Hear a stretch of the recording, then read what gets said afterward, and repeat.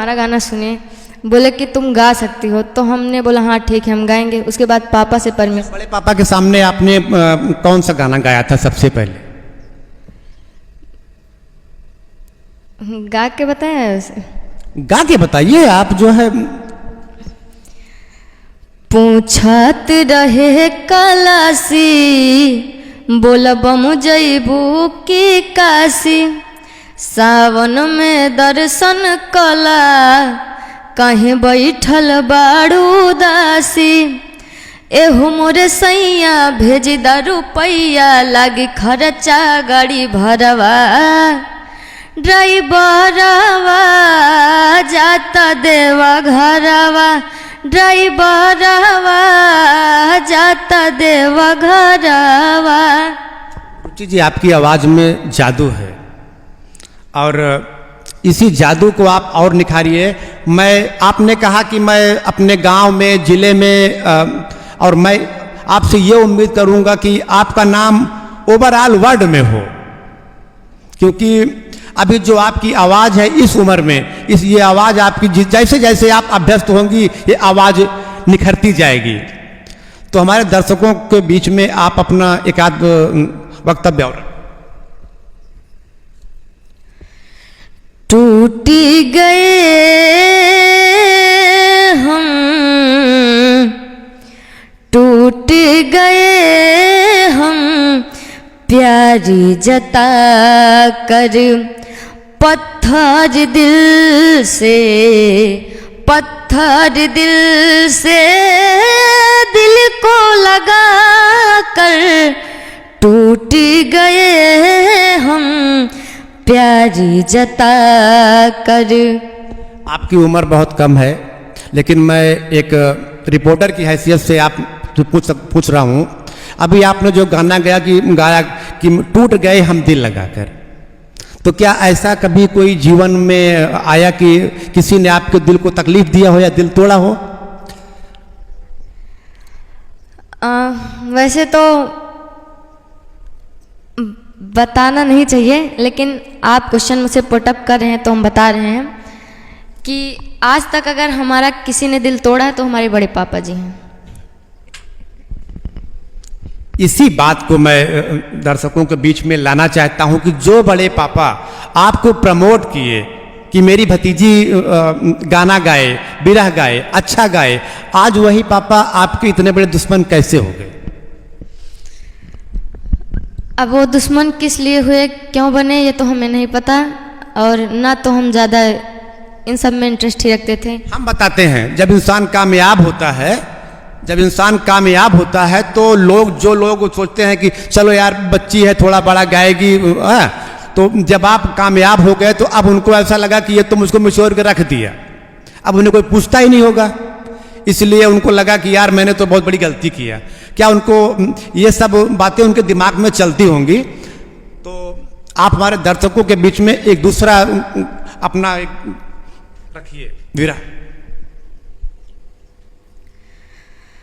का करता रू अबले हमके देखवना, रूपवा से पर्दा धनी तनिका हटवना। का करता रू अबले हमके देखवना, रूपवा से पर्दा धनी तनिका हटवना। अरे माथे पे हम बिंदिया लगवली, माथे पे हम बिंदिया लगवली, लिहनी बाल सवारी, बलम जी सरक जाला, राजा जी सरक जाला कमर से इस टोन वाली साड़ी, राजा जी सरक जाला कमर से इस टोन वाली साड़ी। रुचि जी आपकी आवाज़ में वाकई में जादू है, और मैं ये उम्मीद करता हूँ कि आपकी आवाज़ दिन प्रतिदिन निखरती जाए, आपकी कामयाबी को वो मंजिल मिले जिसकी हम लोग कामना करते हैं। रुचि जी अभी आपने जैसे 2020 से बिरहा के क्षेत्र में आपने कदम रखा, तो आज तक आपने कितने प्रोग्राम किए, कहाँ पे किए? प्रोग्राम कितने किए ये तो नहीं पता, मतलब कि आज मतलब 2 सालों से हम कम से कम 77 या 80 के आसपास प्रोग्राम कर चुके हैं, या इससे भी कहीं अधिक किए होंगे, उतना तो हमें याद नहीं क्योंकि पिछले 2 सालों से कर रहे हैं प्रोग्राम। और बिरहा के अधिकतर तो सभी अच्छे कलाकार, सुपरस्टार कलाकारों से मैंने मुकाबला गाया है। और 2023 में हम खुद के दम पे, ना तो हमें किसी ने प्रोग्राम दिलवाया है ज़्यादा, और ना तो किसी ने उतना सपोर्ट किया कि इस लड़की को यहाँ पर बुलाया जाए। इन दो साल के संघर्ष में जो आपने 75, 76 या 80 प्रोग्राम किया, ऐसा कोई मनप्रिय कलाकार रहा कि जिसने आपको सपोर्ट किया हो? बिरहा के बहुत ही सुंदर कलाकार हैं हमारे बड़े भैया देवेंद्र यादव बजरंगी जी। उन्होंने काफ़ी सपोर्ट किया है, प्रोग्राम भी दिलवाया है, तो वही मेरे प्रिय कलाकार हैं। ये प्रोग्राम आपने कहाँ पे किया? सुल्तानपुर, प्रतापगढ़, इलाहाबाद, एमपी, आजमगढ़, जौनपुर, यहाँ अधिकतर प्रोग्राम हम कर चुके हैं। आप इन क्षेत्रों पे आपने अपना प्रोग्राम किया, तो सबसे ज़्यादा आपको ख्याति कहाँ से मिली?